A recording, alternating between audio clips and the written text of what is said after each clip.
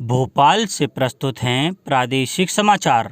नमस्कार, समाचारों के साथ मैं जितेंद्र रघुवंशी। पहले मुख्य समाचार। प्रधानमंत्री नरेंद्र मोदी ने कोविड महामारी को परास्त करने के लिए जांच, निगरानी और उपचार की रणनीति अपनाए जाने पर दिया बल। बढ़ते कोरोना संक्रमण को देखते हुए मुख्यमंत्री शिवराज सिंह चौहान ने प्रदेशवासियों से अनावश्यक रूप से घर से बाहर ना निकलने की अपील। प्रदेश में कोरोना संक्रमितों की संख्या में लगातार वृद्धि, कई जिलों में बढ़ाया गया कोरोना कर्फ्यू और देश के प्रमुख इंजीनियरिंग संस्थानों में प्रवेश के लिए होने वाली जेईई मुख्य परीक्षा 2021 अगले आदेश तक स्थगित। अब समाचार विस्तार से। प्रधानमंत्री नरेंद्र मोदी ने कोविड महामारी को परास्त करने के लिए जांच, निगरानी और उपचार की रणनीति अपनाए जाने पर बल दिया है। अपने संसदीय निर्वाचन क्षेत्र वाराणसी में कोविड की स्थिति की वर्चुअल माध्यम से समीक्षा करते हुए श्री मोदी ने संक्रमित लोगों के संपर्क में आए लोगों का पता लगाने और जल्द से जल्द जांच रिपोर्ट उपलब्ध कराने पर भी जोर दिया। प्रधानमंत्री ने कहा कि 2 गज की दूरी, मास्क है जरूरी नियम का हर किसी को पालन करना चाहिए। उन्होंने टीकाकरण अभियान के महत्व पर बल देते हुए कहा कि 45 वर्ष से अधिक उम्र के हर व्यक्ति को वैक्सीन लेने के बारे में जागरूक बनाया जाना चाहिए। प्रधानमंत्री ने देश के सभी डॉक्टरों और अन्य चिकित्सा कर्मियों का आभार व्यक्त करते हुए कहा कि संकट के इस समय में ये सब पूरी वफादारी से अपना फर्ज निभा रहे हैं। रेल विभाग ऑक्सीजन एक्सप्रेस रेलगाड़ियां चला रहा है, जिनसे कोविड मरीजों के लिए बड़ी मात्रा में और तेजी से ऑक्सीजन पहुंचाई जा सके। कोविड संक्रमण की स्थिति में रोगी के इलाज के लिए ऑक्सीजन की उपलब्धता महत्वपूर्ण है। रेल मंत्रालय ने कहा है कि ऑक्सीजन एक्सप्रेस रेलगाड़ियों के तेजी से आवागमन के लिए ग्रीन कॉरिडोर बनाया जा रहा है। रेल विभाग तरल चिकित्सकीय ऑक्सीजन और ऑक्सीजन सिलेंडर के माल वहन के लिए पूरी तरह से तैयार है। मध्य प्रदेश और महाराष्ट्र सरकार ने ऑक्सीजन सिलेंडर के माल वहन के लिए रेल विभाग से संपर्क किया है। मुख्यमंत्री शिवराज सिंह चौहान ने कहा है कि कोरोना का संकट अत्यंत विकट है। यह एक युद्ध है जिसको सबको सारे मतभेद बुलाकर एकजुट होकर लड़ना पड़ेगा। सरकार अपने स्तर पर पूरे प्रयास कर रही है, परंतु जब तक समाज का पूरा सहयोग नहीं मिलेगा, हम कोरोना को शीघ्र नियंत्रित नहीं कर पाएंगे। श्री चौहान ने कहा कि बीमारी के थोड़े भी लक्षण दिखने पर तुरंत जांच करवाएं तथा होम आइसोलेशन या कोविड केयर सेंटर में रहकर इलाज लें। यहां सरकार द्वारा दवाओं, डॉक्टर का परामर्श को पूरी व्यवस्था की गई है।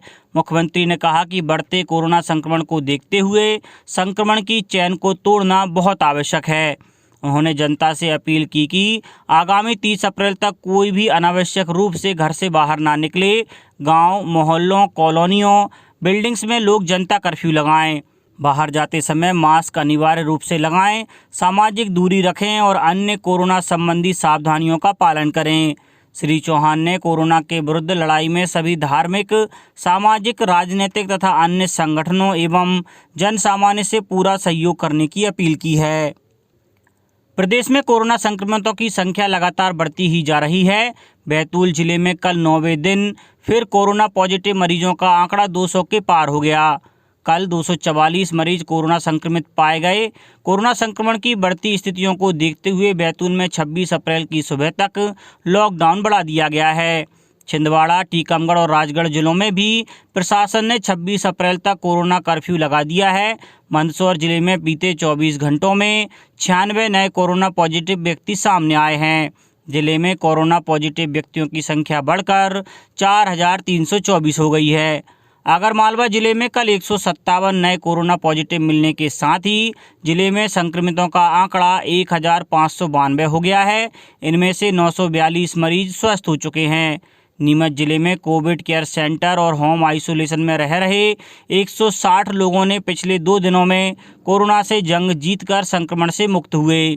श्योपुर जिले में बढ़ते कोरोना संक्रमण को देखते हुए आज से आगामी 7 दिनों तक जिले भर में कोरोना कर्फ्यू लगाया गया है। पन्ना में पुलिस और नगर पालिका की टीम ने कल कोरोना कर्फ्यू का उल्लंघन करने वालों पर सख्ती दिखाते हुए करीब दर्जन भर दुकानदारों सहित 50 लोगों के खिलाफ जुर्माना की कार्रवाई की। सतना जिले के चित्रकूट में हरिद्वार कुंभ से लौटकर आने वाले संतों और श्रद्धालुओं को कोरोना जांच करानी होगी। नेगेटिव होने के बावजूद 7 दिनों तक आइसोलेट रहना होगा। जबलपुर में कोरोना संक्रमण से बचाव के लिए पुलिस द्वारा जन जागरूकता अभियान चलाया जा रहा है। इसमें लोकगीत और नुक्कड़ नाटक के जरिए लोगों को जागरूक करने की अनूठी पहल की जा रही है। देश के प्रमुख इंजीनियरिंग संस्थानों में प्रवेश के लिए इस वर्ष अप्रैल में होने वाली संयुक्त प्रवेश परीक्षा जेईई मुख्य परीक्षा राष्ट्रीय परीक्षा एजेंसी ने स्थगित कर दी है। केंद्रीय शिक्षा मंत्री रमेश पोखरियाल निशंक ने बताया कि कोविड महामारी की मौजूदा स्थिति को देखते हुए राष्ट्रीय परीक्षा एजेंसी ने इस परीक्षा को स्थगित करने का फैसला किया है। जेईई मुख्य परीक्षा के अप्रैल सत्र का आयोजन 27, 28 और 30 अप्रैल को होना था। राष्ट्रीय परीक्षा एजेंसी ने कहा है कि परीक्षा की संशोधित तिथियां बाद में घोषित की जाएंगी। एजेंसी ने कहा कि नई तारीख की घोषणा परीक्षा से कम 15 दिन पहले की जाएगी। जेईई मुख्य परीक्षा इस वर्ष 4 सत्रों में आयोजित की जाना थी। फरवरी और मार्च में इस परीक्षा के 2 सत्र पहले ही आयोजित किए जा चुके हैं। एंटीवायरल औषधि रेमडेसिविर का उत्पादन अगले 15 दिन में दुगना कर लगभग 3 लाख सीसी कर दिया जाएगा। रसायन और उर्वरक राज्य मंत्री मनसुख मंडाविया ने कहा है कि केंद्र सरकार इस दवा की सस्ती दर पर उपलब्धता सुनिश्चित करने के लिए प्रतिबद्ध है। रेमडेसिविर को गंभीर कोरोना रोगियों के बेहतर इलाज में प्रभावी पाया गया है। श्री मंडाविया ने बताया कि इस समय देश में 20 विनिर्माता संयंत्रों में इसका उत्पादन किया जा रहा है। उन्होंने बताया कि 20 और विनिर्माण स्थलों के लिए सरकार की मंजूरी मिल चुकी है और जल्द उनमें उत्पादन शुरू हो जाएगा। अब कुछ समाचार खेल जगत से। आईपीएल 2021 सीजन के पहले डबल हेडर के पहले मुकाबले में रॉयल चैलेंजर्स बेंगलुरु ने कोलकाता नाइट राइडर्स को 38 रन से हरा दिया। चेन्नई के चेपक स्टेडियम में खेले गए इस मैच में आरसीबी ने टॉस जीतकर पहले बल्लेबाजी करते हुए 20 ओवर में 4 विकेट पर 204 रन बनाए। इसके जवाब में केकेआर टीम 20 ओवर में 8 विकेट पर 166 रन ही बना सकी। बेंगलुरु ने आईपीएल में पहली बार शुरुआती 3 मैच जीते हैं। वहीं कोलकाता के खिलाफ यह उनकी लगातार चौथी जीत है। इससे पहले 2019 सीजन में आरसीबी ने केकेआर को ईडन गार्डन में 10 रन से हराया था। वहीं 2020 सीजन में लीग राउंडों के दौरान बेंगलुरु ने कोलकाता को पहले मैच में 82 रन और दूसरे मैच में 8 विकेट से हराया था। आईपीएल 2021 सीजन के पहले डबल हेडर के दूसरे मैच में दिल्ली कैपिटल्स ने पंजाब किंग्स को 6 विकेट से शिकस्त दी। यह दिल्ली की टीम की 3 मैच में दूसरी जीत है। इसी के साथ टीम पॉइंट्स टेबल में दूसरे नंबर पर पहुंच गई है। दिल्ली के ओपनर शिखर धवन ने 49 बॉल पर 92 रन की पारी खेली, जो मयंक अग्रवाल और बर्थडे बॉय पंजाब किंग्स के कप्तान लोकेश राहुल की 50 पर भारी पड़ी। टॉस हारकर पहले बल्लेबाजी करते हुए पंजाब किंग्स ने 196 रन का टारगेट दिया था। इसके जवाब में दिल्ली टीम ने 4 विकेट गंवाकर 198 रन बनाते हुए मैच अपने नाम कर लिया। धवन ने आईपीएल में अपनी 43वीं 50 लगाई। उनके अलावा पृथ्वी शॉ ने 17 बॉल पर 32 रन बनाए। अब कुछ समाचार संक्षेप में। शिवपुरी में शहीद तात्या टोपे को उनके बलिदान दिवस पर याद कर श्रद्धांजलि अर्पित की गई।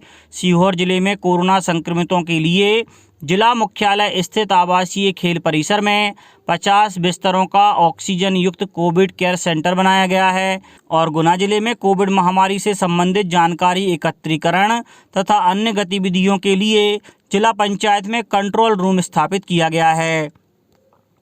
अंत में मुख्य समाचार एक बार फिर।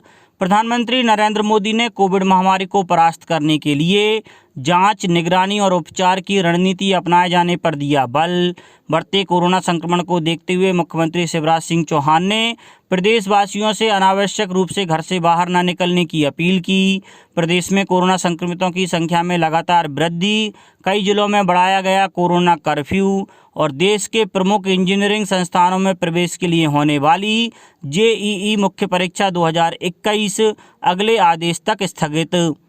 इस बुलेटिन में इतना ही। घर पर रहिए, सुरक्षित रहिए और सुनते रहिए प्रादेशिक समाचार। नमस्कार।